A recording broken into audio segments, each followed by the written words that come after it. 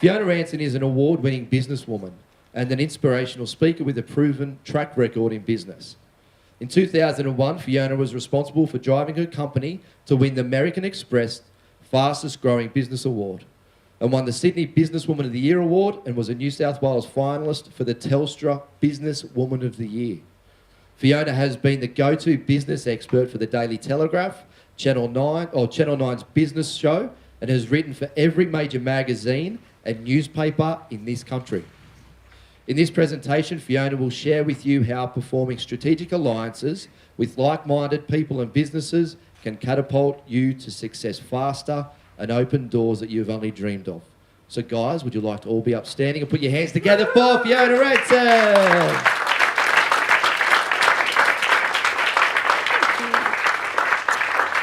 Thank you very much. Now, can everybody hear me first? Yes? Yes, okay. Before we start, I just wanted to mention that Steve said something about me being in red today. You may think that, women tend to have this reputation for dressing in red because it's a power thing. Let me tell you, this is the only thing I could find this morning. I have just moved house and all of my clothes are either in boxes or on the floor, and it was the only business thing I could pull out. So I'm not making a statement up here today. I'm certainly not making a statement. What I am here to do today is tell you all about how to find strategic partnerships for your business and how you can do that very, very quickly to change the results you're getting. So would it be okay if I tell you about this awesome strategy that can absolutely change the way you do business? Everybody cool with that? Because that's what we're going to cover. Okay, before we do that, I want to hit you with a few maybe upsetting facts that you may or may not be aware of. 28% of Australian businesses fail every year.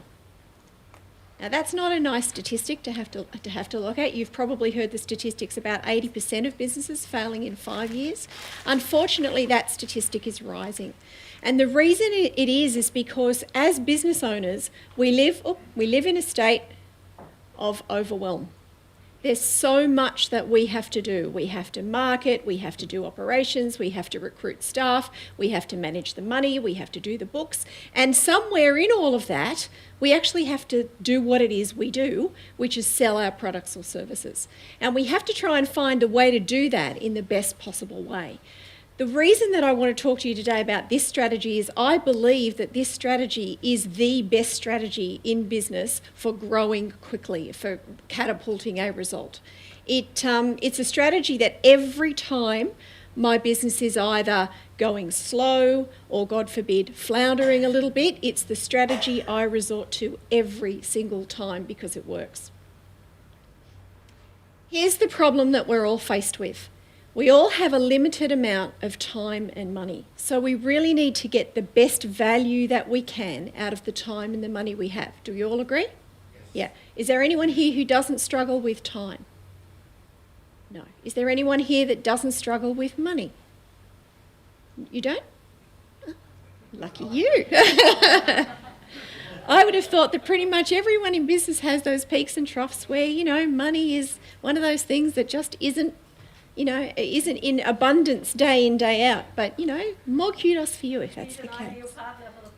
Absolutely. You all need to talk to this guy. He's obviously got tons of money.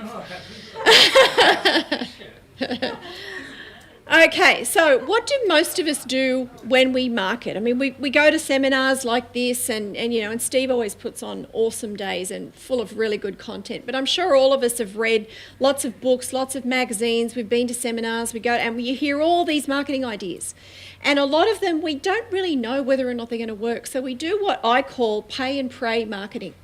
And that is we pay a whole lot of money out to do a little bit of, I'll try a bit of radio advertising, I'll try a bit of something in my local paper, I'll put some flyers in the mail, I'll do a few EDMs, electronic direct mails, and I'll see if they work. I'll get a couple of new programs and see if that works. And you do a bit of everything in the hope, praying that some of them are going to stick.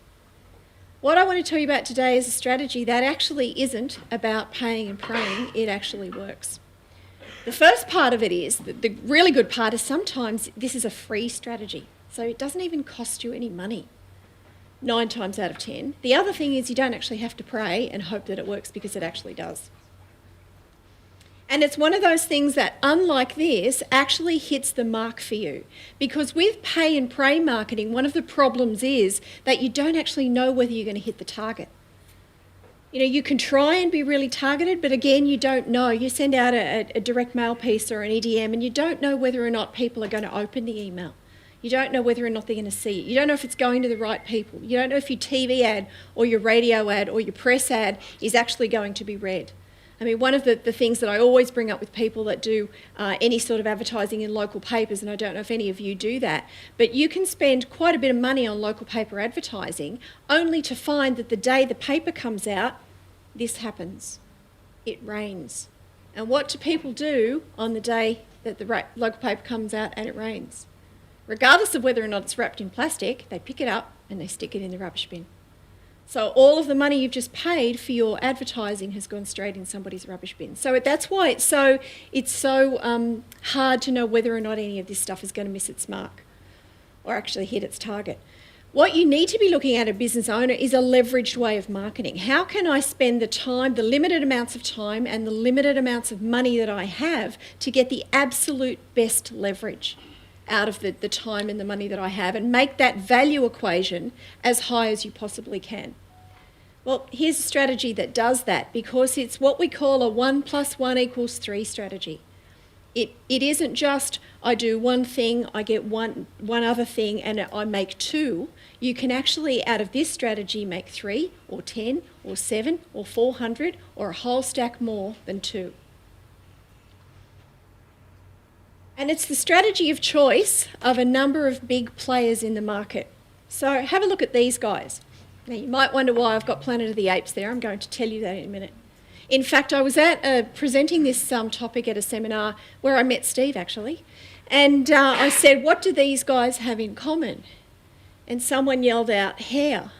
Actually, I had Donald Trump and the monkey up. And I said, what do these guys have in common? And someone said, hair. What's that? No, well, the jury's out on that. I think we're all a bit confused about Donald's hair. But if you have a look at these guys, and I'll tell you why, I've got the Planet of the Apes there in a minute, is that they all know something that perhaps we don't know, and that is they know about the power of partnerships. None of these guys have built businesses as Robinson Crusoe. None of them have done it on their own. Donald Trump, he became the most well-known, highest paid person on television. He's not a TV star, he's not an actor, but he became the highest paid person on television because of what? The Apprentice. What was The Apprentice? It was a partnership between Mark Burnett, who was the guy who created the Survivor series and a whole stack of other reality TV shows, and Donald Trump. So through a partnership, he got something. He's now got a star on the Hollywood Walk of Fame. Again, would not have had that had he not had a partnership with Mark Burnett. Really powerful strategy. Bill Gates, another one. Now, Bill Gates' success all comes down to a partnership with IBM. Bill Gates was a small-time guy with an operating system. I don't know if any of you know the story. There's a lot of urban myth out there about he was somebody's second choice with a phone call. That's actually not true. He was their first choice, and he actually referred them, IBM, to somebody else. The other people didn't deliver, and then he said, well, you know what, I can probably do this myself. Went back to IBM and actually created MS-DOS, and the rest is history. So again, his success, and in fact he's quoted as saying, you can actually Google it and have a look, he is quoted as saying, from the very beginning, our success has been based on partnerships. That's how powerful this strategy is. Richard Branson's another guy. Again, he knows the power of partnerships. He partners up with companies all around the world to increase the profile of the Virgin brand. And why have I got the Planet of the Apes guy? Well, I was watching this movie with my son not so long ago. And it's quite... How many of you have seen this particular movie? It's quite curious because all the way through it, this guy has pants on. And towards the end, apparently, to take over San Francisco, he doesn't need pants. Now, I'm not quite sure what that's all about, and I don't know why he had to take his pants off to achieve it. However, what he did have to do to achieve it was he had to rally round all of the other apes. He couldn't do it on his own. So that's why I included him, because it was one of those, BFO, blinding flash of the obvious moments I had as I was watching this movie going, hang on a minute, this works everywhere. He couldn't do what he did on his own either. So that's why he's there.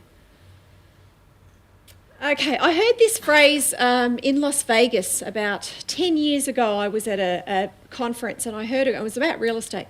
And I heard a guy mention this phrase. I don't know whether any of you have heard it, but it is so true. Your network equals your net worth. If I was to introduce each and every one of you to somebody like Lachlan Murdoch or Donald Trump or James Packer, do you think that would make a difference to your business?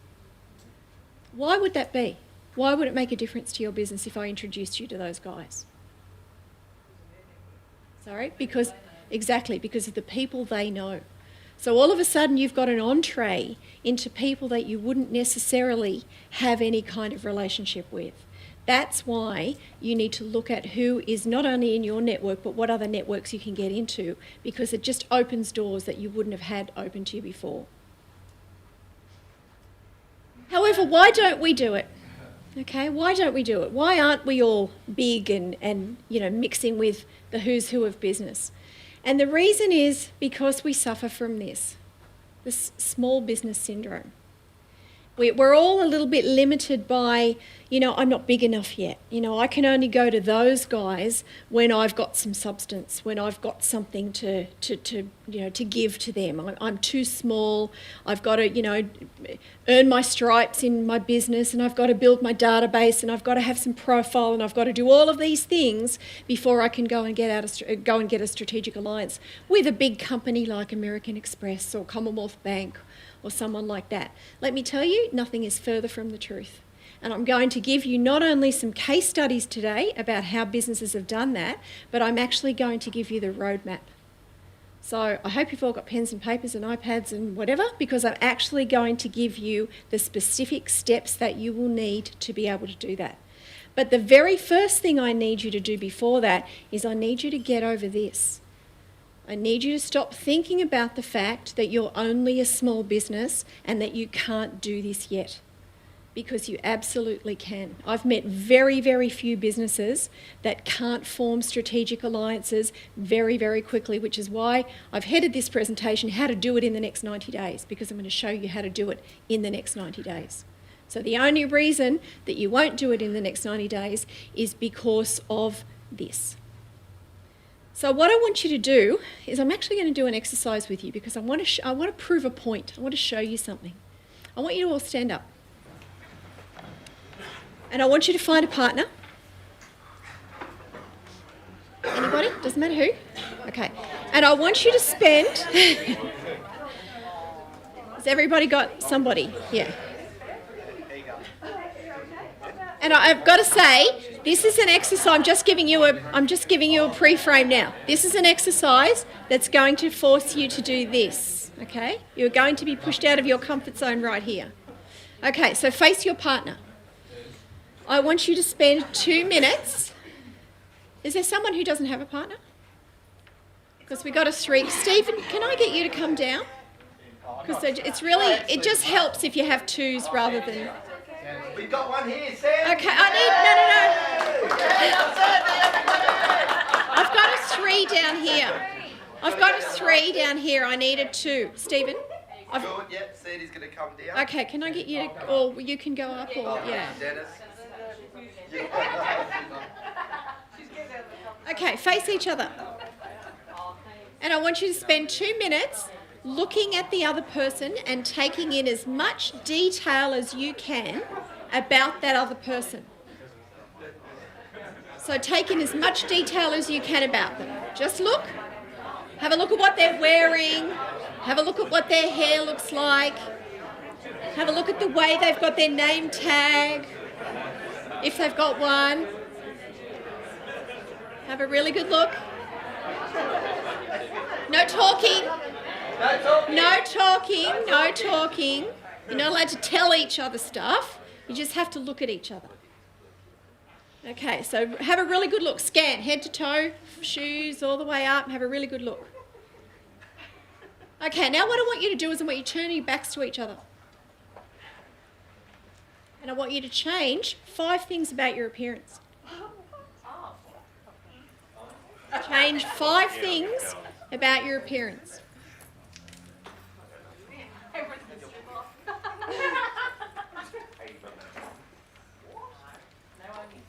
Get it off. It's interesting to see what people do in this.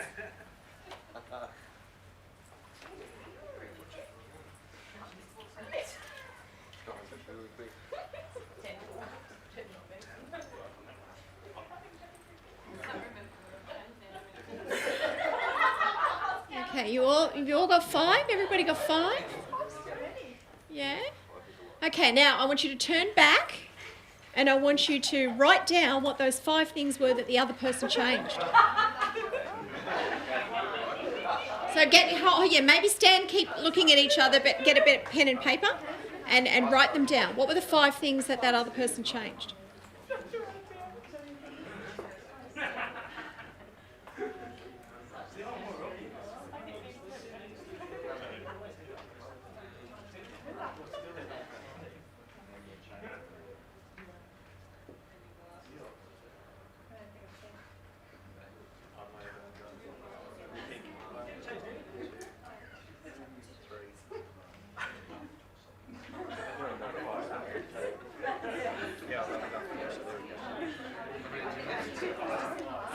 Some of you are looking. Now, no hints. Don't give hints. That's cheating.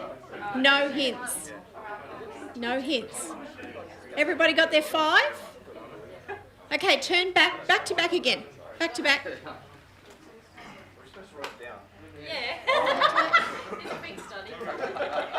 Right, you done? Pens? Okay. Change another 5 things.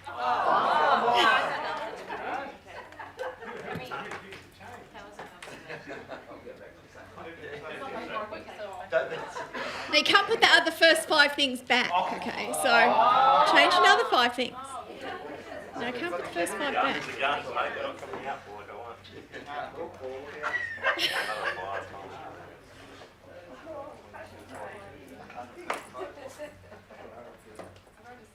Done this before, guys. It's very good exercise. That's it, mate. Get him. Oh, sure.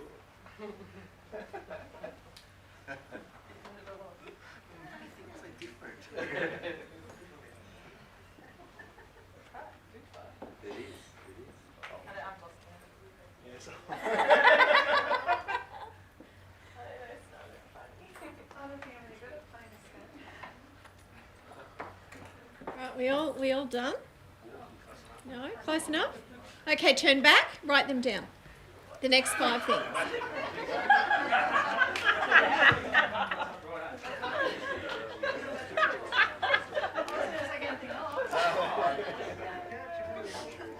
Oh, you got to write it down.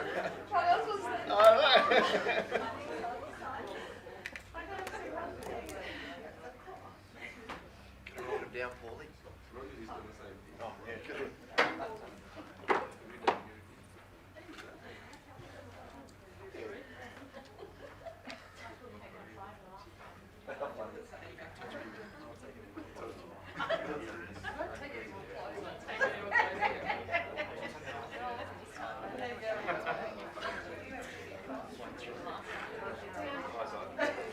Are you finding it harder this time to do?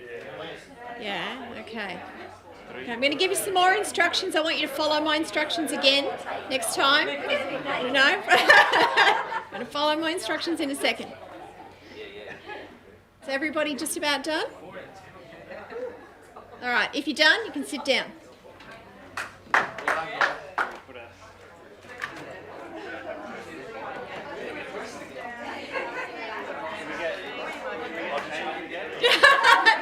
No, you're done. You're done now. You're done. I just need you to sit down.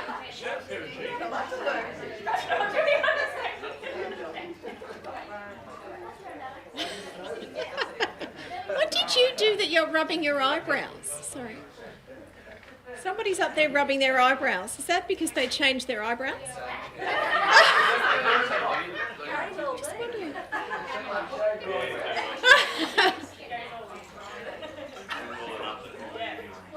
Okay, so what did that exercise teach us? Need to wear more clothes. Okay, first of all, I want to point out a couple of things. First of all, who's changed back to the way they were? Pretty much all of you. I've watched all of you. I didn't tell you to change back. I told you to sit down. And I told you to follow my instructions. And yet you all changed back. Now, what that is indicating is how difficult this stuff is and how you need to be aware of these changes. And the reason that I'm talking to you about change is because you need to change to do this stuff. You need to get out of this small business thinking and you need to change your mindset, and you are going to have to change and stay changed. So you're going to have to be aware of that. The second thing that I've noticed, and it happens every time I do this exercise, is how most people do really little things. You know, I'll just tick this up a little bit here, and the first time I did it, can you believe what I did? I changed where my earring was sitting. That's how little it was. You know, I'll just twist it this way a little bit, like as if anyone's going to notice. The reason I bring that up is because, again, to make any impact in your business, you have to have massive change, not tiny little changes. You have to do what Stephen was talking about here, and that's really push yourself out of your comfort zone. And some of the stuff I'm going to tell you about today is going to push you out of your comfort zone, but it's not that hard. It's actually really, really easy, and I'm going to give you that really, really easy formula. But you will have to be aware that you have to change the thinking and you have to keep it changed. You can't afford to go back to this. You can't afford to go, oh, I'm only a small business, I don't have anything to offer. You know, I'll wait till I'm bigger. I'll wait till someday, and someday never comes. So you really need to change that. And the third thing is how difficult it is to change twice. Yeah? So the first time was hard enough. Second time feels like it's nearly impossible. But in business, that's what you've got to keep doing. So what we're going to do again today is reinvent you one time, then reinvent you another time, so that you can appeal to these big sorts of players that will take your business results from here to here in a heartbeat. Now, just to give you a case in point, I had a client that I started working with 5 weeks ago. Last week, we signed 4 alliances. Now, I worked with them for 5 weeks, 4 alliances, and one of them was with one of the 4 major banks. And it happens that quickly. Okay, so let's just go over some strategy. If nobody understands this, I'm sure you all do, but I just wanted to go through this just in case. Here's you. Here's your alliance partner. And here's all the people that they have. Is that an easier marketing strategy than you going out and getting one new client and then one more new client and then one more new client and then one more new client? Is this easier? Absolutely. So this is why, as I said earlier, whenever my businesses have been either stagnating or floundering, or I've released a new product into the market, and for those of you that don't know, I actually have 2 businesses. This is one of them. The other one is a business called Hire Me Up. We're a job platform for the flexible workforce, and we're releasing a new app on Monday called Workable, which is very exciting, and we have just signed 2 alliances in 1 week to launch that app. We haven't even thought about doing any other sort of marketing. Alliance marketing is the way we're doing it, because we can get to a huge database of people really quickly, and that's what we need to do with a launch. Okay, so this is a strategy that if you then do it a second time, if you make it your primary marketing strategy, you end up with this. So instead of going and getting 3 single clients, you've got 3 alliance partners that can expose you to huge markets straight away. It's why it's such a powerful strategy. Truly leveraged. And the first one's always the hardest. So the first one, you'll feel a little bit wobbly and it's all a bit difficult, and I don't know what to say and I don't know what to do, and part of that I'm going to take you through today, so hopefully we'll remove some of those speed bumps for you. But let me tell you, the more you do, the easier it gets. And we're now at the point where we're signing alliances. I can start communication 1 week, I can sign them in 2 weeks for the most part. And I'm talking big companies, I'm not talking small ones. Okay, it will allow you to take your business to the next level, which is what I want to cover with you now. So instead of playing in the small pond, we're going to play in the big pond, if that's what you want to do. Who wants to play in a bigger pond? A bigger pond. Okay, cool. Great. I love it. Bring it on. Okay. So, let's talk about the roadmaps. Has everyone got a pen and a bit of paper? Because you're going to need it. By the way, if you do want a copy of these slides, just come up to me at the end with a business card. I'm more than happy to email them to you. No problem. So if you don't get everything, don't worry about it. And there's some stuff that later on, every time I do it, someone says, "Oh, well, stop there. I need to write that down." I go, "Don't worry about it. I can forward you the slides because I don't want to lose your attention." Just before I go on to the roadmap, another really strong reason to use this as a predominant part of your marketing suite is it enables you to lock out competitors. So, for example, if I have an alliance with somebody like the Commonwealth Bank, which I do, then what can't my competitors do? They can't have an alliance with the Commonwealth Bank. So it's a really cool strategy to be able to lock competitors out of the marketplace, because you can't do that with a lot of other marketing strategies. You can't lock anybody else out if you're doing local paper advertising. You can't lock anybody else out if you're doing electronic, digital marketing. And as much as I absolutely agree, and I can't tell you how much I agree with what Steve had to say, again on YouTube, you can't lock anyone else out. You've got to be there. I couldn't agree with him more. But this is a strategy that allows you to actually lock other people out of your market, which is and allows you to stand out from the clutter. And there is a lot of clutter out there every day. Lots of people are making noises. So let me give you a couple of case studies and show you how we did it so that you can see how easy this actually is. As I said, my other business is called Hire Me Up. We're a job platform for the flexible workforce. We launched in April of just nearly on 2 years ago, and we had nothing. We were a brand new business, web-based business, with no clients, no alliances, no nothing. About 3 months in, I think it was, we had started to do a bit of online marketing, a bit of digital stuff, a bit of Facebook stuff, a bit of social media, and we were getting some decent traction and it was going along quite well. But we were still pretty small. And I was watching TV one night and I saw an ad for $1 Million Woman, which is a Suncorp brand. Now, $1 Million Woman is an insurance product for working women. How many working women want flexible hours? Lots, okay? So that's a huge part of our database, of our market segmentation, is working women. So I saw this ad and I went, oh, we have that market, they have that market, maybe I should go talk to them. So I rang up the CEO of $1 Million Woman, a lady by the name of Lynette Argent.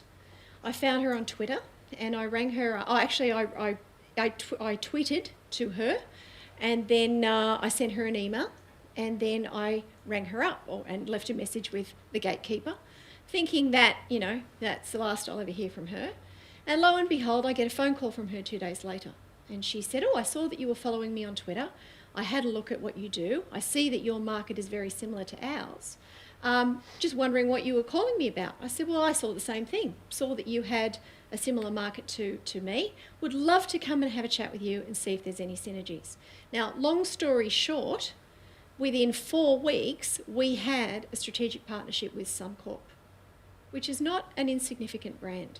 And they were promoting our website to their whole database of women throughout all of the Suncorp brands. Now, can you imagine what that did for the size of our database? It was huge, because all of a sudden we were getting this exposure to that market. And cost us, how much do you think it cost us to do that? 0. Didn't cost us 1 cent to do that, apart from a couple of meetings. That was it.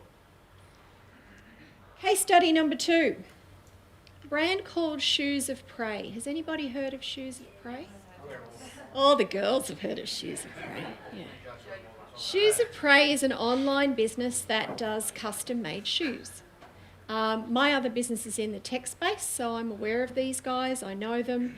They're a tech startup business, haven't been going around for too long, starting to build up a bit of following, which is great. David Jones is in retail. What's happening to retail at the moment?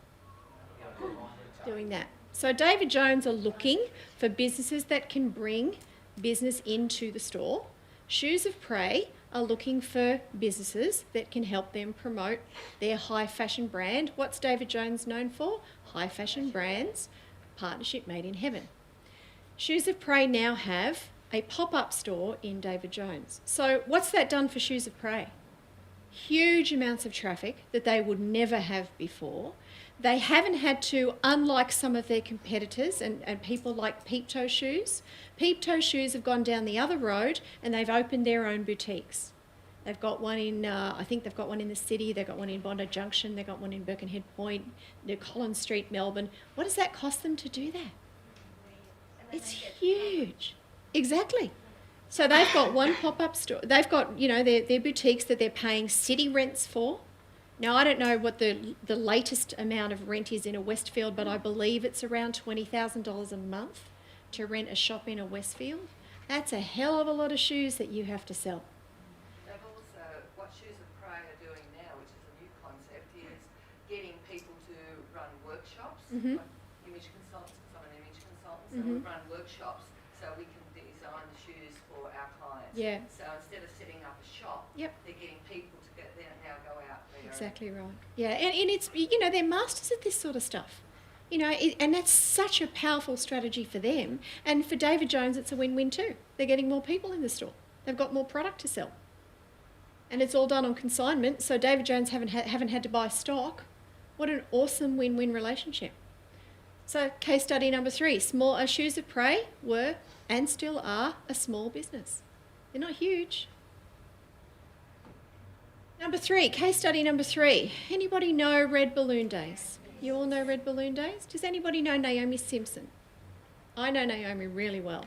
I met her about 12 months ago, and because, again, we're in the tech space, we run into each other all the time, and she's just fantastic. And I was talking to her about a year and a half ago because I'm a pretty impatient person. And while we had the alliance with Suncorp, we weren't running fast enough in my mind. And I said, how did you do what you did with Red Balloon? Because we've only done this, and this. And she said to me, my God, it took me 5 years to do what you guys have done in 6 months. And I said, but we still don't, we're still not as big as you.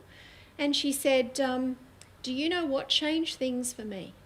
And I said, no, what changed things? She said, I spent 5 years walking up and down Martin Place with a briefcase in my hand and a red balloon tied to it.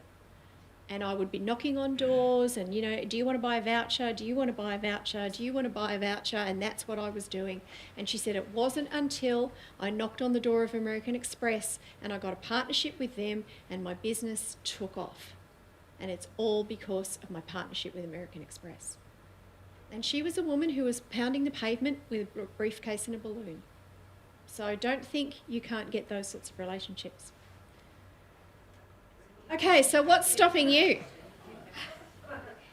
What's stopping you? Have you all heard of this strategy before? Yep, okay. Is anybody doing it? Okay, there's a few of you doing it. Yeah, okay. Yeah, okay. Are any of you doing lots of it? Good, excellent, okay. For the rest of you, why aren't you? Is it because you didn't? How many of you didn't know about it? No, so you all knew about it. Okay, can I ask, and you don't have to answer, but I'd love it if someone said, why aren't you doing it? If you know about it and you know it's really good, can anyone throw something out to me? For a bag of lollies. For a bag of lollies. Oh, I'll answer. People don't like You've got to choose the first one. They get nervous about going out there. Yeah, and themselves. they do. It's fear, isn't it? Is fear the answer to that question? Thank you very much, by the way. Let me tell you a little bit about fear and how paralysing fear could be. And I know Angelina's heard this story before and Stephen's heard this story before, so sorry for boring you with it a second time. One of my passions is film and screenwriting. And about 6 years ago, I decided I had the opportunity to go and study screenwriting. And it's something I had wanted to do for ages and ages and ages. And I got to do it for 6 weeks in London with the top screenwriting teachers and screenwriters in the world. Some based in Hollywood, some based in London. And it was 6 weeks of just heaven on a stick for me. And I had never travelled on my own before. I was married very, very young. I had never travelled around on my own. Done a lot of travel, but never on my own. And so I was going to London for 6 weeks. And so I got all excited about it, booked my tickets and found a little flat and headed over there on this big adventure for me. And I got there the first night and I was really tired. And I thought, I won't go out. I'm really tired. I'm just going to have an early night. Jet lag, the whole thing. So I had an early night. The next night still a bit jet lagged, don't think I'll go out anywhere, I'd have another early night. So I did that. The third day, I thought, I really should go out somewhere. I really need to get out, and I'm never going to meet anybody staying in my flat. I'm going to these courses in the day, but never going to meet anyone going in my flat. So what I'll do is I'll go out and I'm going to go and have nice dinner in a pub. So I got on the tube and I went down to Chelsea. Where will I go? I'll go somewhere that's nice. So the King's Road in Chelsea, very nice area of London. I'll be very safe there.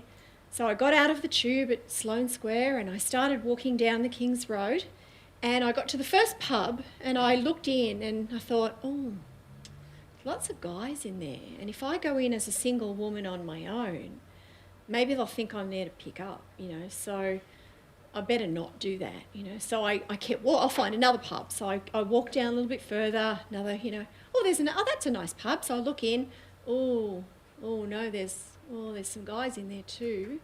They might think the same thing, so I'll find another one. And I walked to the next one and I looked in there as well, and there's lots of people in there. No, I better not do that. So I walked to the next one. There was only a few people in there. But then I thought, then I'll be really obvious if there's only a few people. Long story short, an hour and a half later, I was still walking up and down the King's Road because this fear that someone was going to come and talk to me was totally overwhelming. So I got on the tube and I went back home. And I walked into my flat and I threw my keys on the table and I sat down and started to cry because I thought, I'm going to starve to death in this city, which may not necessarily, I could do with losing a little bit of weight, but 6 weeks is probably ridiculous. And I'm never going to meet anybody. And this fear has paralysed me. This fear of maybe someone coming up to me was just totally encompassing. And so I gave myself a good hard talking to and came up with a strategy that I'm sure lots of people have done before, but to me it was brand new. And I thought to myself, what am I actually afraid of? What's the worst thing that could happen to me if I go into a pub? And the worst thing that can happen is someone's going to come up to me and say, hey, baby, how you doing? Or something like that, which, don't have tickets on myself. I thought I'd be pretty lucky if someone said that. So I thought, first of all, the likelihood is not high. And secondly, so they do. What's the worst thing that's going to happen? I'm going to say, look, thank you, but no, I'm just going to have dinner. And that's it.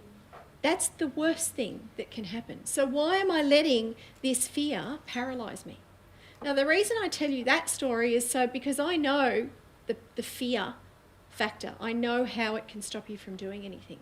So I don't want it to stop you from doing this, because this is the thing that will change, or one of the things that will change the way you do business, and certainly will change the results you're getting. That's why I tell you that story, okay? So I want you to have a go. Long story short, I want you to have a go. Yeah. Sorry? Did you walk into the pub? I did, the next night. Yeah. I will admit, I'm going to be really honest with you. The next night, I took a script with me because I figured that was a bit of a safety blanket. And I could sit there reading in the hope that no one would come. And of course, no one came near me. No one came near me any time I was in London. So I don't know what I was afraid of. It was a bit disappointing. Best nights when I've gone out by myself, they're the most fascinating people. I know, well, see, it's not something I'd ever done. But I have to say, I did do it afterwards, and I met lots of awesome people. Interestingly enough, in London, most of them were Aussies. And I think the only people I met, bar one, was an Aussie. I came back with all these Aussie friends that live in London. So Okay, so before we get started on the actual to-dos, what I want to tell you is what not to do. Okay, this is so important, and it's why I'm starting with it, because I see this mistake being made all the time. Mistake number one is people will go to an alliance partner with what's in it for them, and Steve talked about this stuff. You've got to talk to the person about them, not you. They're not interested in you, they're only interested in what you could do for them. Let's face it, we're all very egocentric. Certainly when you go to big businesses, they want to know what's in it for them. So it has to be a win-win strategy. You have to have in your mind that you are going to win, but they're also going to win. Otherwise, it just won't work. So if you think, you can walk into a partner and say, oh, they've got a database of 150,000, I could get exposure to that, I need to go and talk to them about how great I am. Not going to happen. Not going to happen, okay?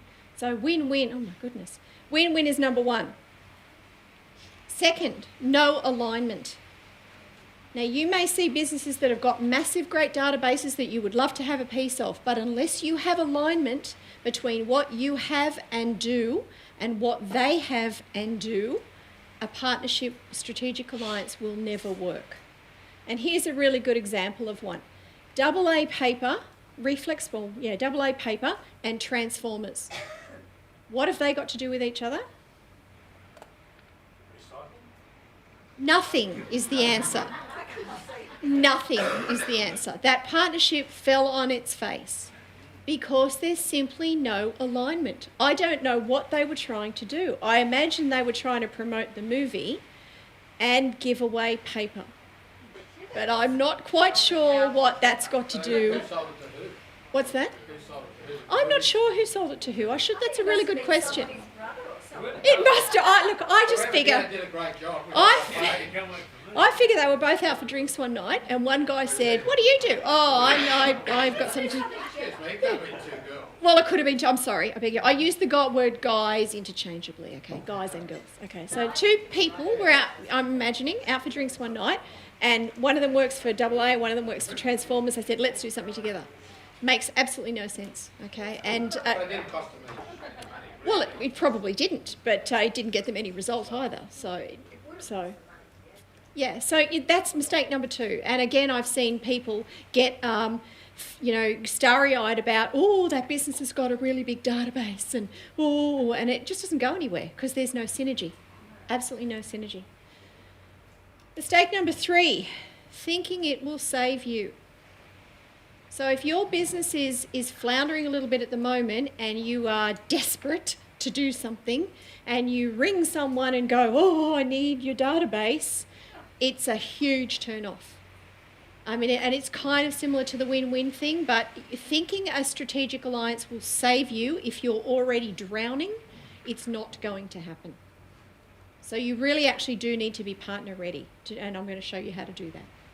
Okay, so don't think, and of course this also is very obvious to the partner that you go in to see usually.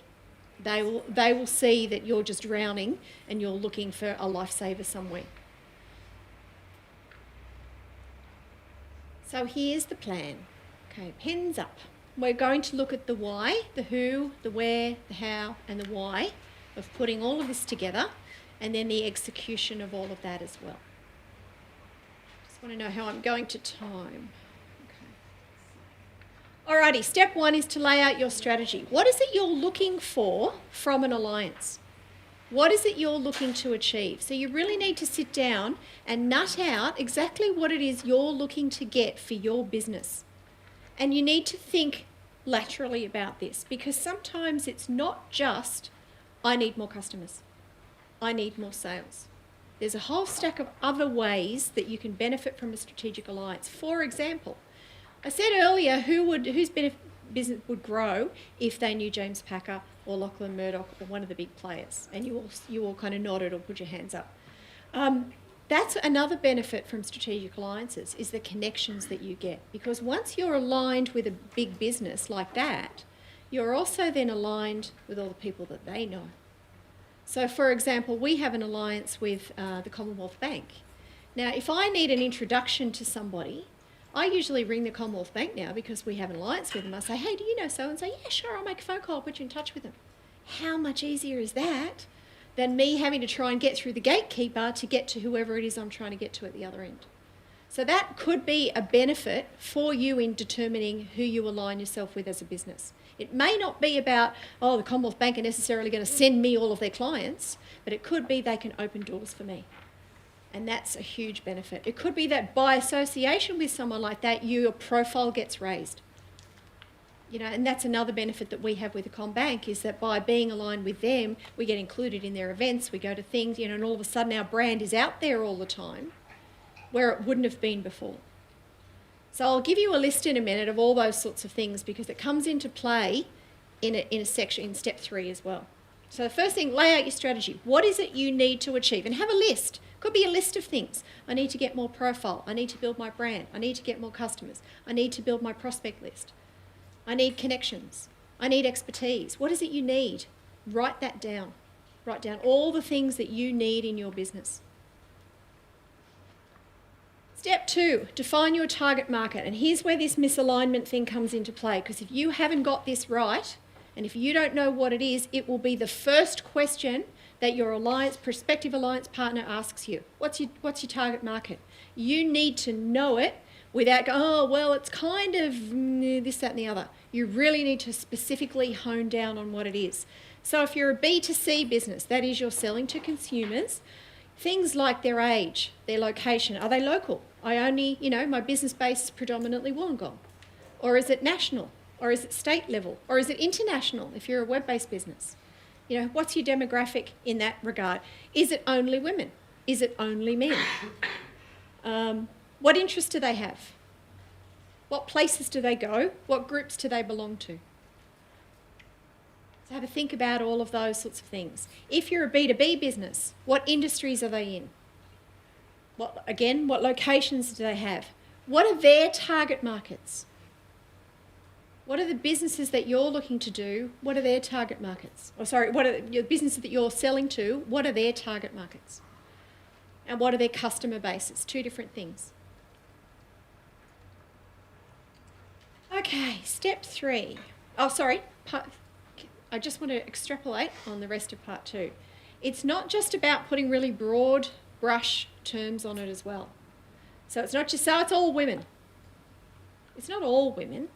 It's women who are what? Women who care about fitness, women who like to eat organic food, women with children, women who drive 4-wheel drives, women who wear, fashion shoes. What is it? What is the skew, what we call the skew of your database? And this could be things like the traits that they have or the commonalities that they have, the interests that they have. All women who like to go rock climbing or are into adrenaline sports. What restrictions do they have? So all women who are into adrenaline sports but don't have children. So that could be your market as well. There could be some restrictions in there.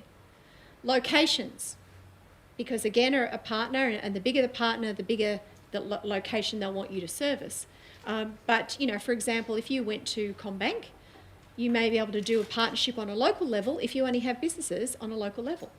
They may be quite happy to do that. Yeah, we'll do something in Wollongong with you because, we know your market's Wollongong. We've got Wollongong branches. It'd be great for us. But you need to know what that is, because they'll ask you, are you local or are you national? Are you estate-based? Are you international? What are you? Your specialities. What is it you know or your clients know that might be of interest to them? And let me give you an example of this. We went to Optus recently. We're looking at doing an alliance with Optus with this new app that we have. And they wanted to know whether or not we could give them access to what's called big data, which is all the data that we can gather about our users that are interested in Optus as a company. They want all that stuff. So we had that speciality that we said, well, we can give you not only the access to the database, but we can give you all the big data that comes along with that. So, know what your specialities are and what the specialities are of your database that may be of interest to a prospective partner. Habits, obviously things like, they're smokers or they're not smokers, or they're drinkers or they're not drinkers, those sorts of things as well, and their preferences. What preferences do your target market have? They prefer to only eat organically. They prefer to drive their children to school, They prefer to only dress their children in pink or whatever, I don't know, whatever that preferences is. It's called skew. What's the skew of your database or your prospective market? Because the right fit is absolutely critical. If you don't have the right fit, you will find that you've got speed bumps in trying to bring this alliance on board. So the more defined your target market, the more you can go to an alliance partner and say, I have this, this, this, this and this, like we did with Suncorp, the easier that path is going to be.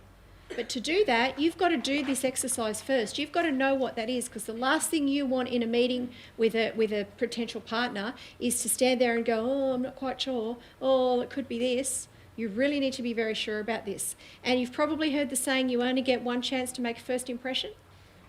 No, never truer here, because you may only get one chance to have a meeting with these guys. And they will write you off, or they will say, yep, let's talk more in that meeting. So you've got to do your homework. Okay, so what do you offer? Step 3, your own asset audit. So you need to sit down and have a think about what you as a potential alliance partner has got to offer. Remember, we talked about it's got to be a win-win. So what is it that you can offer a potential partner? And it's not just access to your database, although that's what everybody thinks it is, which is why when we talk about small business syndrome, everybody thinks my database isn't big enough, so therefore I can't do this. As I said, nothing could be further from the truth. You've got a suite of assets, a suite of them. And Steve talked about this before as well. You know, you've got all the things that you know and do and are that can be part of this alliance offering. So I've put a few of them down there for you. So obviously, number 1, access to your database, but an endorsement to your clients or your customers. So you can endorse somebody else to your clients or customers, much the same as Steve did when he was doing that video JV thing. Inclusion in your media. So if you're in the media, and Steve again talked about getting yourself writing and getting yourself out there, if you've got a profile, that's hugely valuable to some businesses. Hugely valuable. In fact, Steve mentioned in my intro that I used to write for all of the major newspapers, and I still write for a lot of different, I don't write for the Telegraph anymore, but I still write for a lot of magazines. And that has a double whammy, and I'll go into the second one in a minute. But the first one is that lots of people, because they see my name, think that, oh, you can drag us along with you because you've got that profile. And I can mention them in media articles and in the stuff that I do. So inclusion in media can be a big one. Distribution network. Do you have a network, not just your customers and clients, but all of your contacts, all of your suppliers? Do you have a network maybe of suppliers that you can go and offer to a potential alliance partner? Content. Have you got, ability to add value. So does your product or service add value to theirs? Is that something that you could offer? And in fact, we did a signed alliance 2 weeks ago with a company that does staff management solutions. And we've got a roster-based solution that's run off a mobile phone, and we're now plugging the two of them together because he can go to his clients, which are things like Priceline and Crust Pizza and Myer and Target, and say, oh, by the way, I can now offer you this app. How great is that for us? To get into brands like that, because we've now got an alliance with this guy because we're adding value to what he does to his market. So we're not cross endorsing. He's just saying, I'll take what you've got and I'll add it give it to my market. So it's huge amounts of value for him, huge amounts of value for us. Content. Maybe there's content that you have. I've got a client at the moment who's looking for content providers. Now he's publishing a magazine. It'll be distributed to 60,000 SMEs. Who would like to be included in that? Okay, come and let me know. Come talk to me, because I can give you access to perhaps become a content partner for that particular business. So if you've got content, you can offer that. Licensing. People can license your product. We've got this arrangement looking like it's going to come to fruition with Optus at the moment, where they're going to license our technology because all of a sudden it looks like it's an Optus brand and they've got more value and all that sort of stuff. So that's something else you can offer. Co-marketing or co-branding. Co-branding the products or services that you have. Profile, which I talked about a little bit earlier as well, but things like, Richard Branson, he's got massive amounts of profile. People want to align with him because of the profile that he has.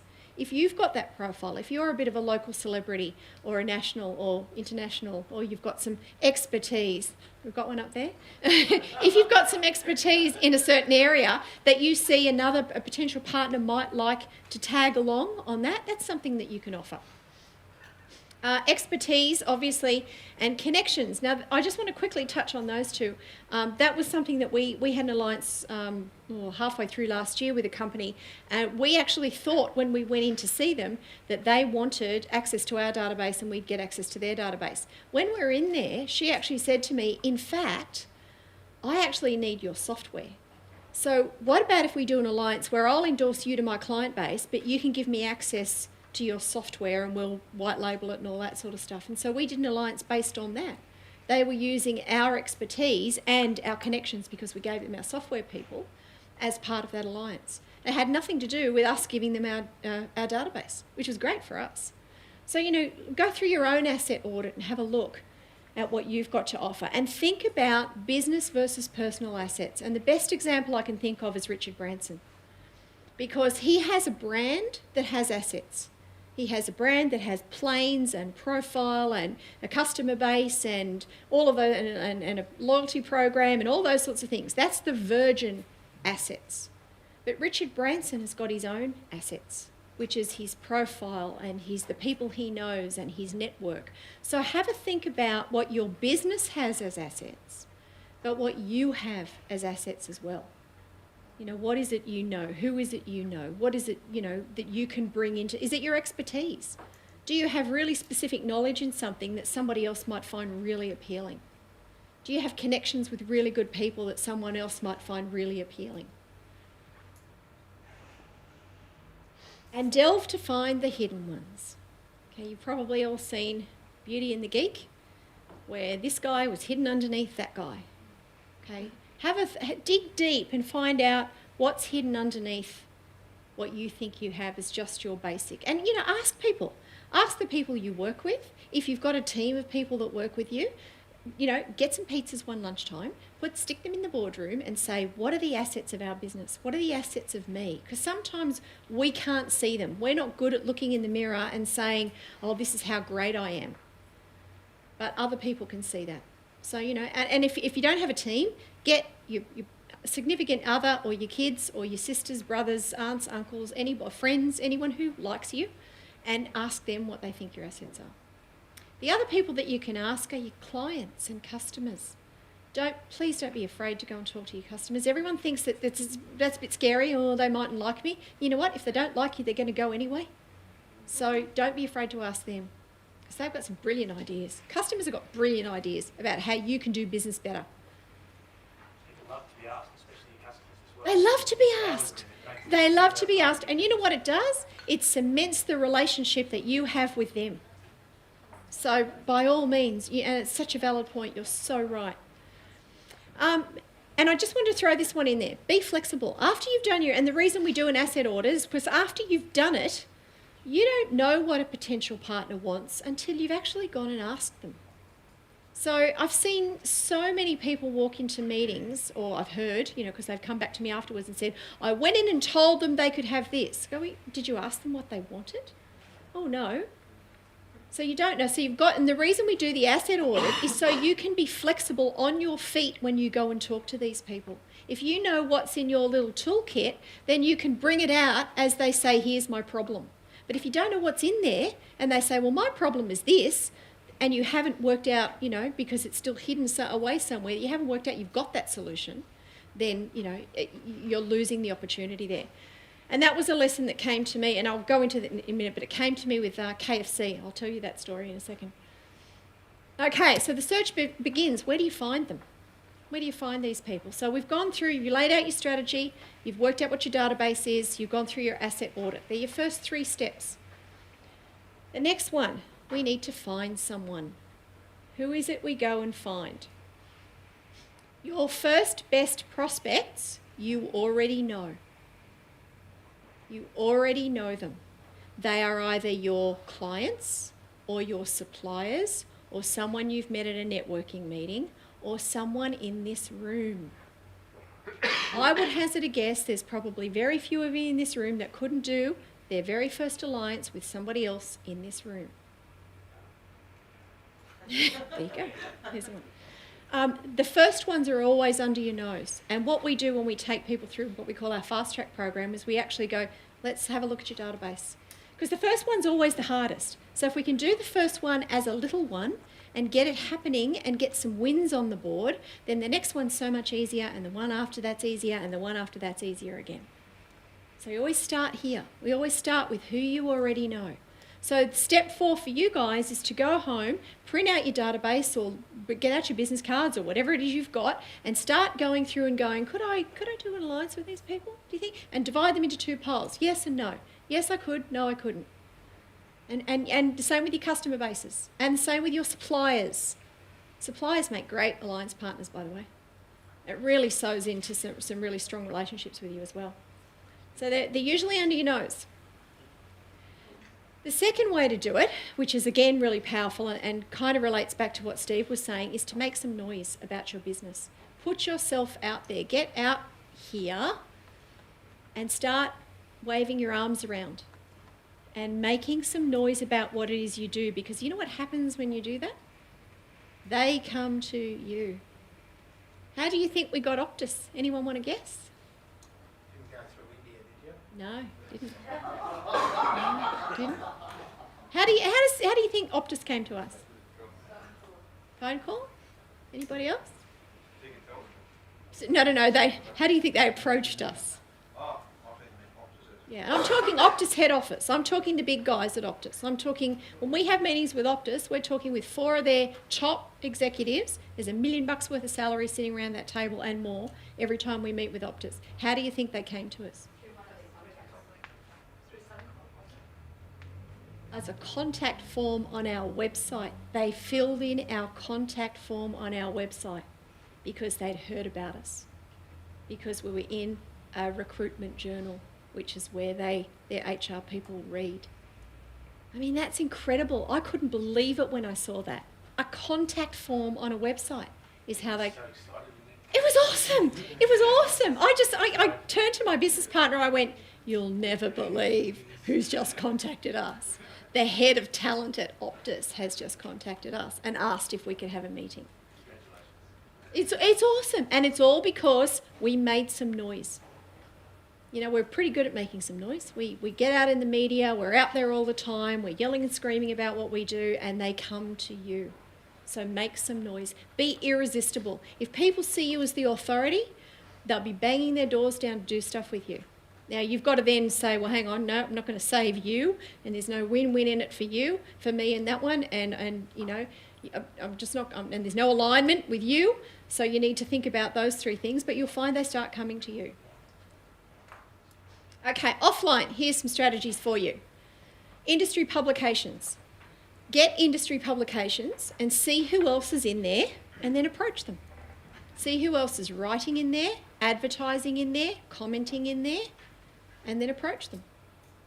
You've got the same target market, so it's a great place to start. Magazines, same thing. What magazines are your potential partners reading? Go and get them. See who else is in there. There's a partner list for you. Events, obviously, are awesome. Even events like this, you, as I said, I'm sure a stack of you in here could do alliances with a stack of the rest of you. Networking groups. Now, just a word on networking. The smaller networking groups, you'll find smaller alliance partners. The bigger networking groups, you'll find the big guys.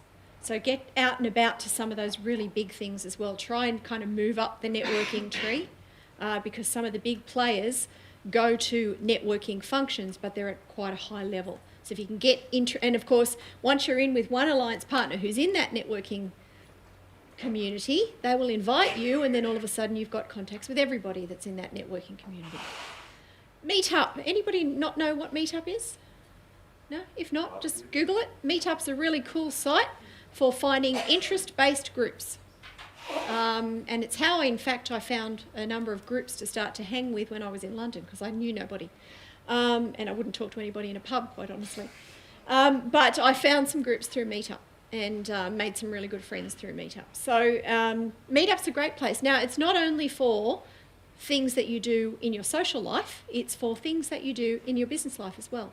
And in fact, some of the people in the tech community that we've met are through a meetup group called Silicon Beach Drinks that we go to on Fridays. Not every Friday, but sometimes. And we've met some great people through that, and it's all run through Meetup. And of course, your own database. So go have a look through your own database, see who might be in there. Online. Who's making noise online?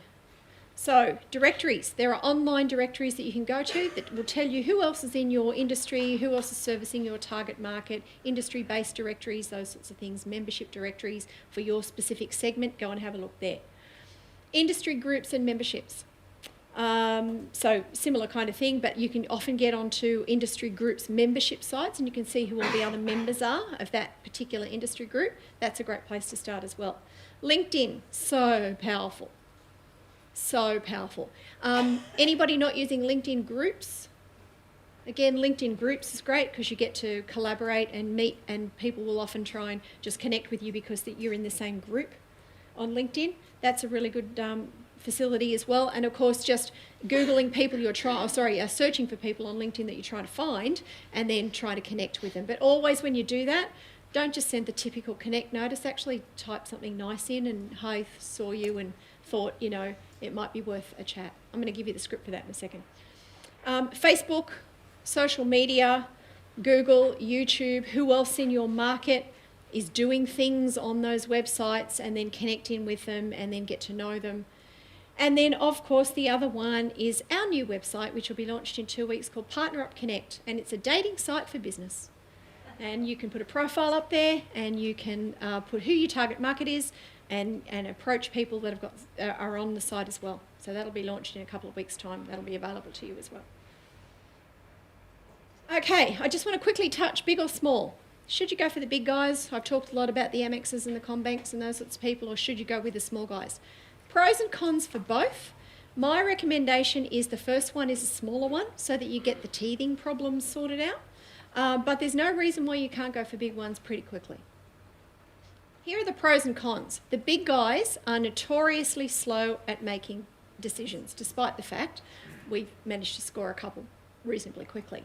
But typically, big businesses have got departments. I mean, dealing with Optus has been interesting because, we have 6 people around a boardroom table and everyone's got to run it past this manager and that. Oh, that sounds good, but I just need to get approval from finance, and then we'll just go to legal, and then we'll do this, and then we'll do that. And it's time consuming. So doing alliances with the big guys is very time consuming. You often have multiple levels of approval. You sometimes have the problem where you convince this guy and then he gets retrenched, and then you've got to start all over again with whoever has taken his place. So that can be problematic as well. However, if you get an alliance with the big guys, it just opens the world to you in terms of exposure, media, connections, and clients.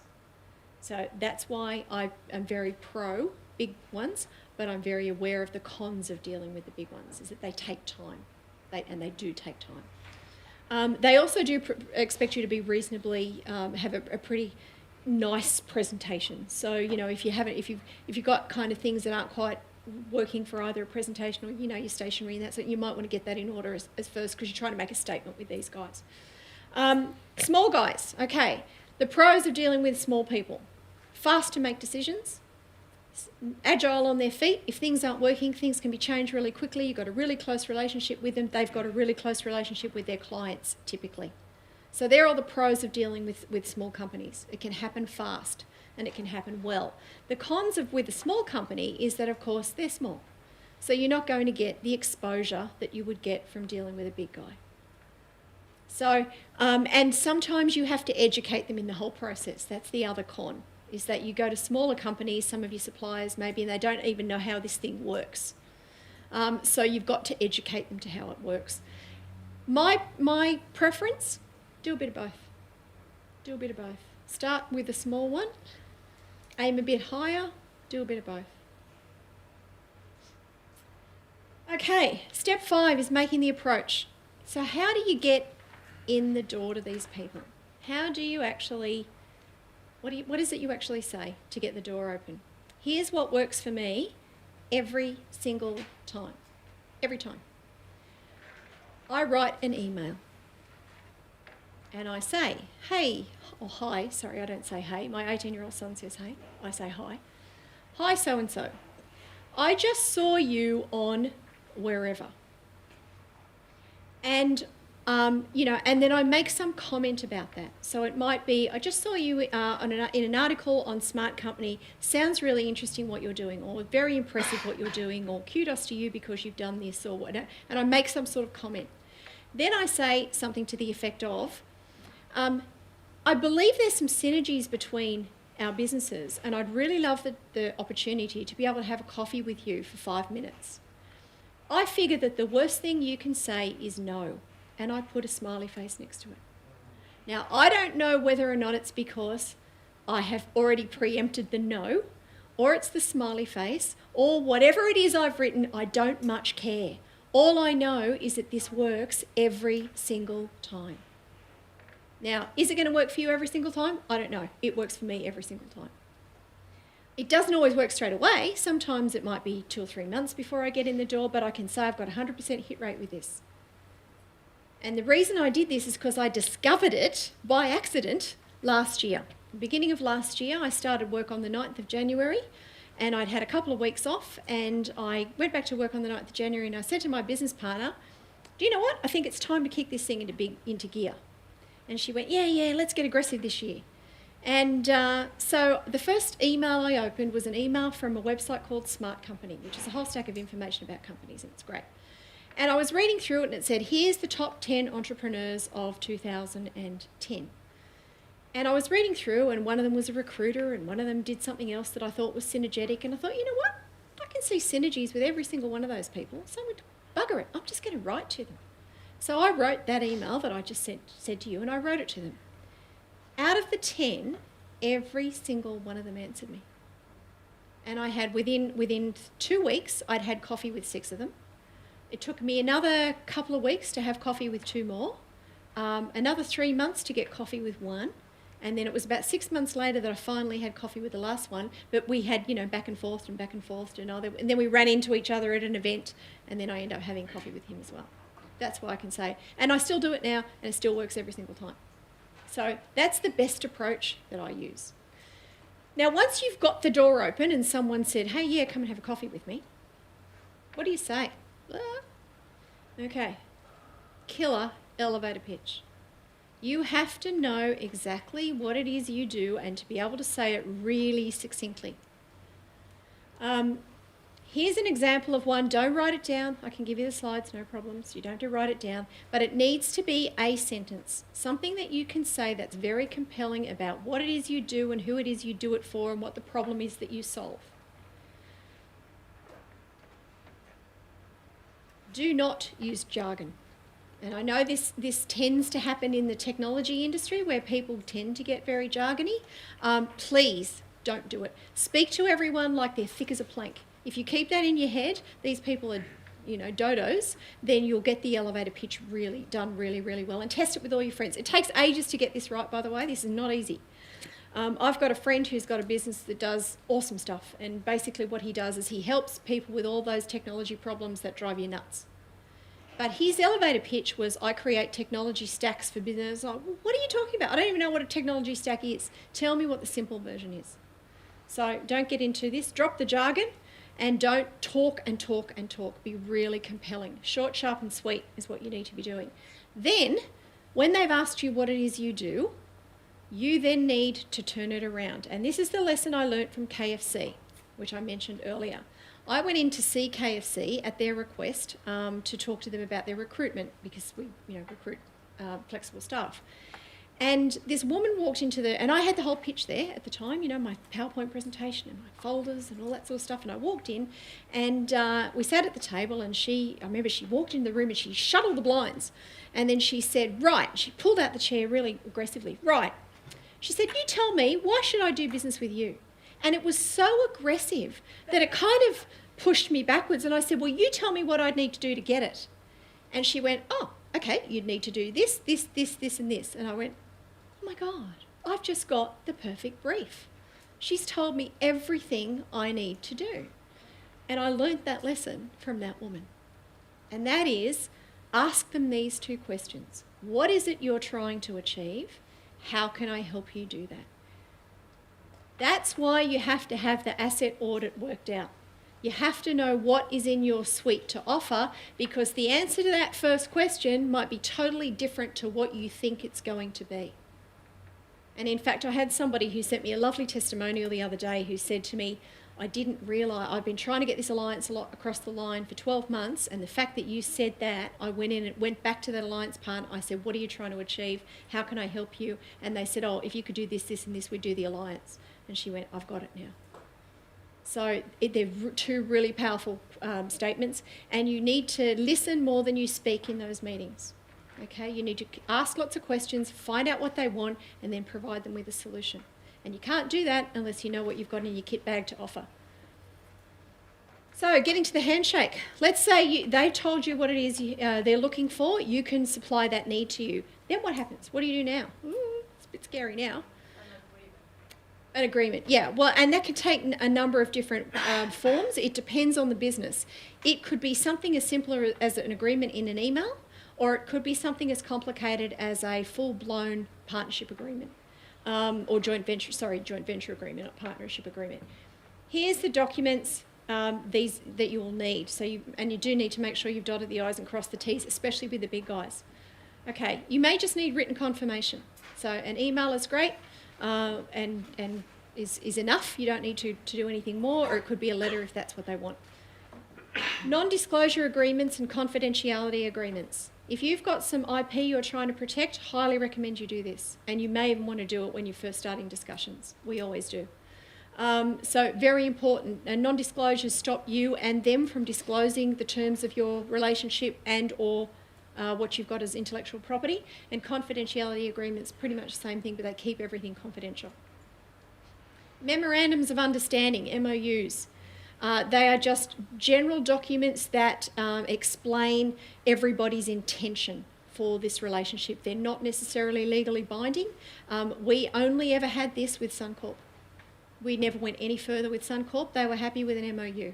So that is, but you need to have those documents available, or you need to know what they are. Heads of agreement. This is kind of the next level up, and sometimes with some of the corporates, they'll want a heads of agreement. It's a legally binding document that says you'll do this and they'll do that. And they may want you to go to that. You may want to do shareholders agreements as well. Sometimes they come into play if these businesses are taking shares of yours or vice versa. And this is kind of getting real high level now. And exit plans. So what happens if the alliance doesn't work out, or if the alliance is only for a certain period of time? What do you do at the end of that? Okay, so things like drag along and tag along clauses, which I probably don't have time to go into now, but I'm happy to answer your questions later on. First right of refusal or first right of agreement. So for example, if they were going to do another alliance with another partner, you may have first right of agreement to go along with that, or first right of refusal to not go along with that. And dignified dissolutions. What happens if this doesn't work out? You really need to have that in all of your agreements as well. So, your turn. Who thinks this is an awesome strategy? Yeah? Yeah? Yeah? Okay. Well, I can tell you absolutely it is. So here are your options, according to my favourite little friend. That is, you do or you do not. There is no try in this one. Okay? You either do them or you don't do them. And it's just a choice that you need to make. They do work. Done well, they're unbelievable. But it's a choice you have to make. So, what is the solution? Well, if you need help with this, I have given you the steps today. You can take it away and do it yourself. If you need help with this, we are more than happy to help you. We've got a program we call Fast Track. What it's designed to do is to get you your first alliance partners within 60 to 90 days. So not only do you get our help in being able to put in place all the 6 steps that I talked about, but you also get exposure to our network. And we can help you to find the right alliance partners and help you sign the right alliance partners. How it all goes together. It's a 6-module program. It is done over the internet, but it is an implementation program. We do not just give you the strategy and say, now you go away and do it all on your own. We actually help you implement it.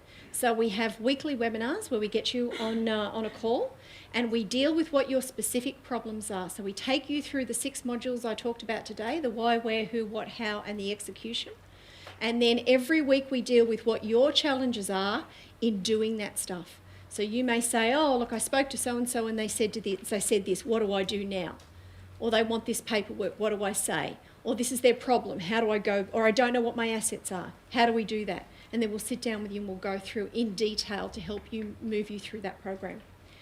The second thing is we have weekly support. So you can access us pretty much any time, and we will help you move this thing forward, including access to our community and as I said, our extensive network of large and small alliance partners.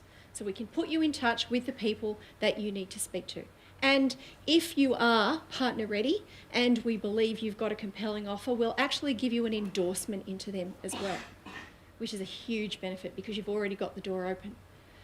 And last but not least, we give you all the success templates that you need. So things like emails and letters and MOUs and all of those sorts of things that you will need to make this happen, we will be able to give you access to all of those as well. So, and we give you a money-back guarantee. So if by the end of it you have not secured your first alliance partner, we'll give you all your money back. That's how strongly we believe that this will work for you. I have not yet come across a business that it hasn't. As I said earlier, we've had clients that have been with us for 5 weeks that have already secured 4 partners.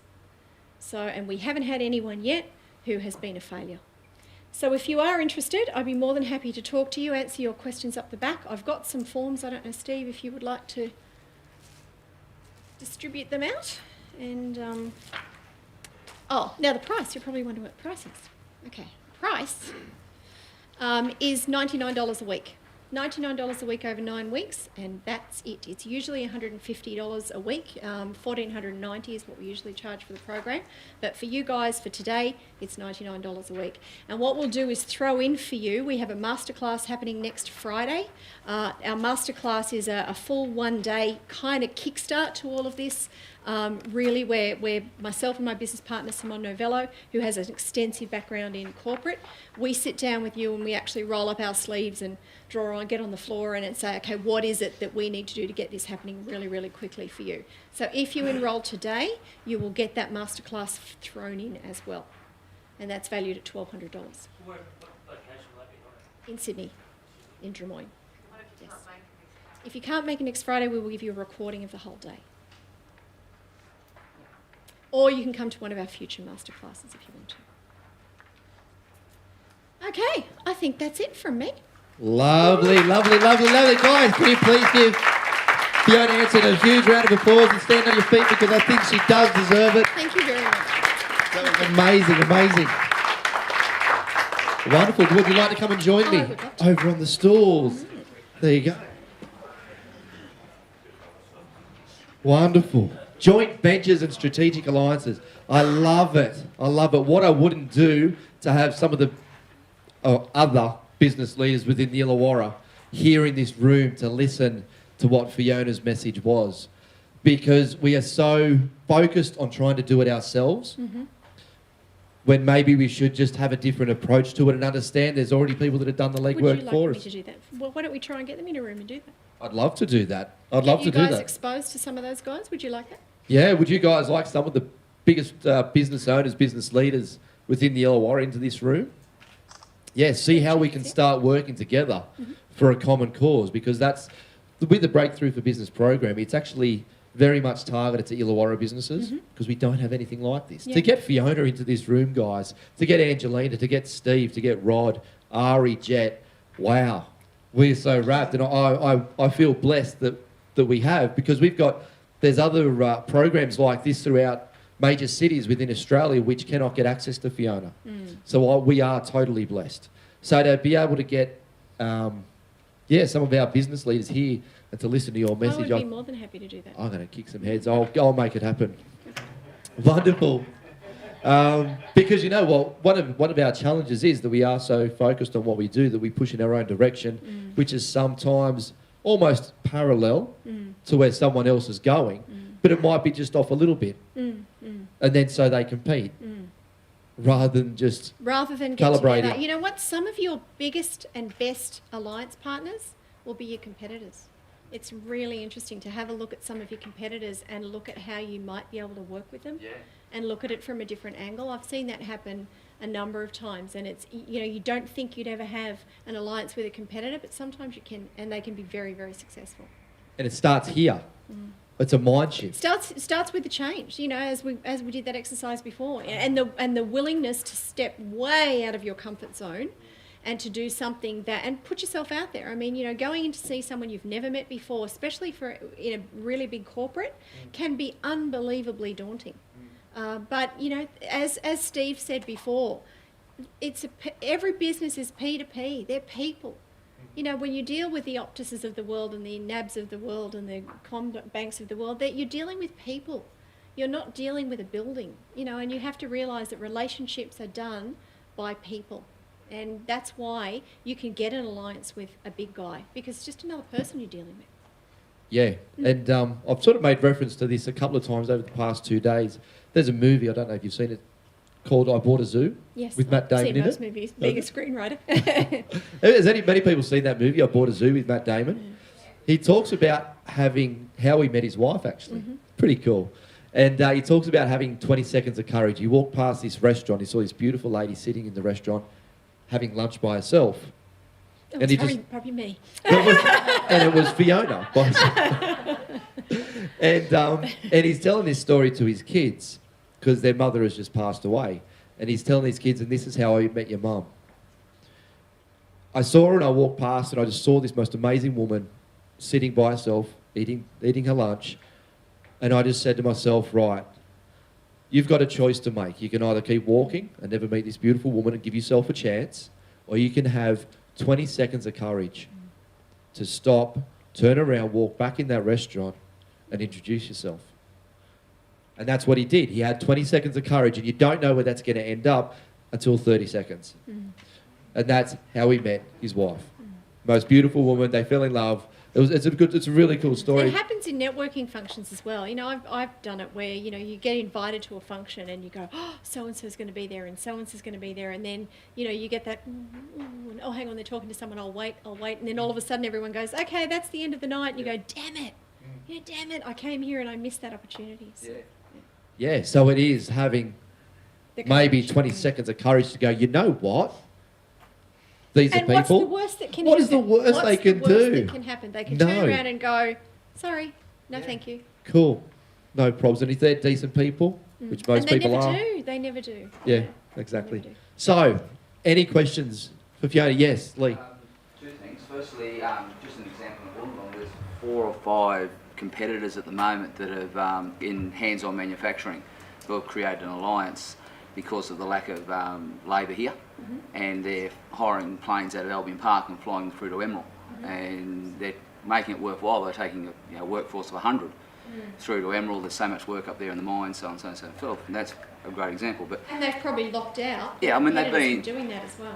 And all of a sudden they're going up there strong. You know, they've got enough resources they can hire a plane. Rather, whereas obviously they couldn't hire a plane, what they're doing is they're 4 days on, 4 days off, and they're putting their cars down at Albion Park Airport and flying up, and it's working well. But more importantly, not being negative, but when you're teeing up your partners, how careful have you got to have of the risk? You said this about suppliers. You know, the risk of becoming partners with a supplier and then losing your competitive advantage on that supplier, or perhaps teeing up Telstra, for example, and then all of a sudden you want to go to Optus. Do you know, it's really interesting. We had that discussion in my business the other day for exactly that reason. You know, do we go with Optus, and does that then discount us from doing anything with Telstra? And you do have to weigh up those options. There's no right or wrong answer. It depends on what it means to your business as to whether or not you go, well, you know, if I do with this, I'm going to push those guys out to the side. Have you got like tick boxes or a system in place to say yes, no? Not really. It's one of those things you've just got to sit down and nut out the pros and cons. You know, there's sometimes things like that can't really be systemised. You've actually just got to sit down and go, well, if we do that, you know, what's the benefit? What's the, you know, is the pro list longer than the con list? You know, and really just think it through on a case-by-case basis. Yeah, was that valuable? Yeah. There's heaps of it. And actually, Lee's one of the business leaders within the Illawarra. So, mate, we could even facilitate that together. Yeah. We're back on that issue, but something I did fairly recently on health. We had a problem with Coca-Cola. So they wanted to be an alliance, but you just can't And that's do an it. example of misalignment. You But know, we- I'm but doing we a moved health on now, thing and Franklin. Coca-Cola's my sponsor. It's and again, you've got to exercise the integrity to sometimes walk away from things that would otherwise be unbelievably attractive. It's real hard to say no to a Coke. Yes. But, you know, if it's a misalignment, your market won't, you know, they'll, what? And so it can be detrimental. Is part of that a mindset of getting those people who believe they're competitors to believe that, you know, the more success that you have as a region or what have you, or as a business, it'll flow on to everyone will win? Yeah, I think it's part of the education process. As I said, you know, earlier, sometimes with the smaller ones, you've actually got to, and sometimes with the bigger ones as well, you've actually got to educate them as to, you know, what this could mean to you. So that's why doing this homework stuff's really, really I important. know here Walter at the Novotel has always maintained a very strong process that he'd rather have 15 hotels here Yeah. competing for his business, because if they win, everyone wins. It becomes a destination then. Yeah, exactly. Yeah. In fact, we actually did do that with an alliance about a year and a half ago. Really potentially beneficial alliance, but the language the CEO was using was just ringing alarm bells in my head. And things like, well, we'll do this and then we'll cut these people out of this deal and then we'll cut. And I remember walking out with my business partner and saying, you know, this could be a really good alliance for us, or it could be the death knell for our business. And we exercised the integrity to walk away from that one. And she, at the time, the CEO said to me, I can't believe you're not doing this. And of course, we couldn't say to her, it's because we think you're going to, you know, cheat. Yeah, stitch us up. But, you know, we did. It was, as I said, could have been very lucrative for us, and we just turned around and went, you know what, it's not the sort of people we want to be in business with. There's a misalignment of values, and that's the thing I didn't touch on. Values is really, really, really important. Really. Yeah, absolutely. Yeah. That was one of the things I was going to say. That where all these things fall apart is where you have a misalignment with your values. Yeah. Everything else might look good, Yeah. but if you don't, Yeah. if you just can't work together because your values are misaligned, then it's going to fall apart. Yeah, if someone's going to rape and pillage your business, Yeah. no matter how attractive that looks, you've got, or expect you to do the opposite, or to expect you to do something you're not comfortable with doing, you've got to say, you know what, this is not for me. Just the same as a business partner, as a life partner, as a strategic alliance, as a joint venture. It's values, it's a vision, Absolutely. it's an Yeah. outcome. And sometimes I had one where I partnered with someone out of the UK, and I met this woman for an entirely different purpose. She was looking to rent an office space in Sydney while she was doing some work. And after about a couple of months, while I helped her look for some office space, out of the goodness of my heart, that wasn't what my job was, she said to me, you know, I'd really like to do business with you. And a year later, she approached me to do some work in Sri Lanka after the tsunami. And that led to a whole range of other opportunities. So I think that values Absolutely. basis was really very significant, because when she was looking for a partner, she looked for someone with similar values. Yeah, thank you for bringing it up, because I didn't bring it up, and it would be number one on my list. Number one, without a shadow of a doubt, is values. Yeah. Great, Michelle.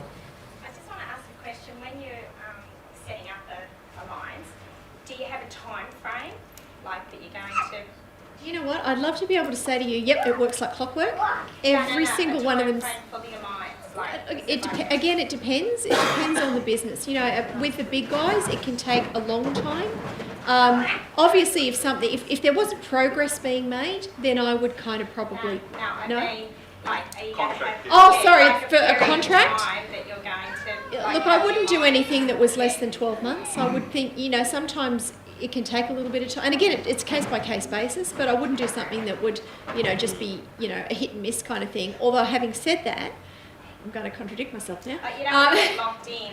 Like, Yeah. If it's not working. Yeah, you don't want to be locked in, Yeah. and you want out clauses. So even if you're sending an email to someone, you say we're going to do this for 6 months, except if it doesn't work, then we're going to, you know, we have the ability to be able to go and go to your competitors, or, you know, go to another business. But, you know, you may actually do an alliance for one thing. You know, that's the other thing. So it may be a very short time frame, or you maybe, you know, do something. Again, it's very case by case. It's very case by case. Oh, okay. That's it. I'd just like to add to what Leigh and Camilla mentioned earlier. I like to, in fact, partner with my suppliers because I can trust them and I know them, and therefore I have no reluctance to introduce to my customers. Absolutely. But there's one thing I haven't done, and I want to ask you is, up to now I have done a number of partnerships, but I have never shared the database, whether I have access to their database or they have access to ours. We only say we send the material with the core branding to our customers and they send to theirs. Yeah, good point. I don't believe in giving anybody else your database, and in fact, you're not supposed to do it anyway because there's spam issues and all that sort of stuff. I would never give anyone my database, but I may give them an endorsement through my database. So, but I would certainly never give my database away. That's absolute gold to your business. Don't ever give it to anybody. And it's a $25,000 fine.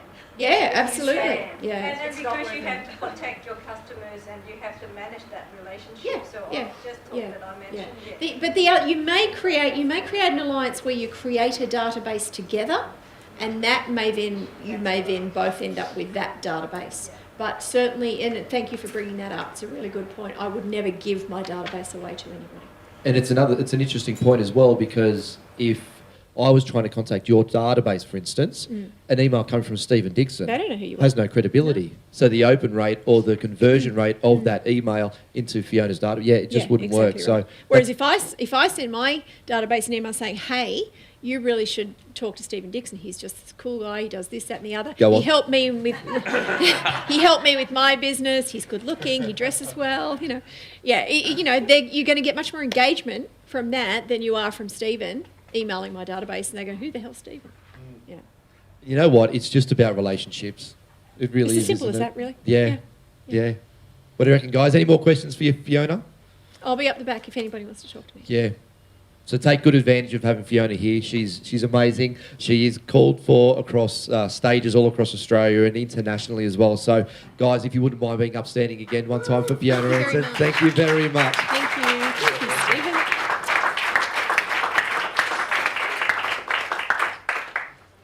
Lovely. Thank you very much.